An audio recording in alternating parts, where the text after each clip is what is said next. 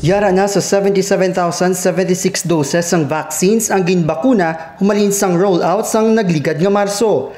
Naglabot na sa 65,049 ang nakabaton sang ilang first dose, kag 12,027 na ang fully vaccinated o kung nakatapos na sang ilang first and second doses, samtang 53,022 naman ang nakaschedule para sa second dose kag ini ang mga depende pa sa intervals of vaccines.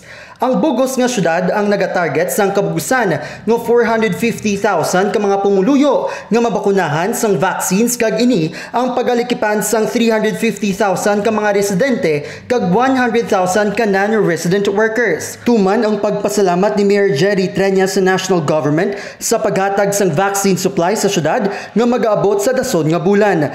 Ginpreparahan na subong ang pagbukas sang madamo nga vaccination sites para mas madamo pa nga mga Ilonggo ang maakomodar sang AstraZeneca vaccines.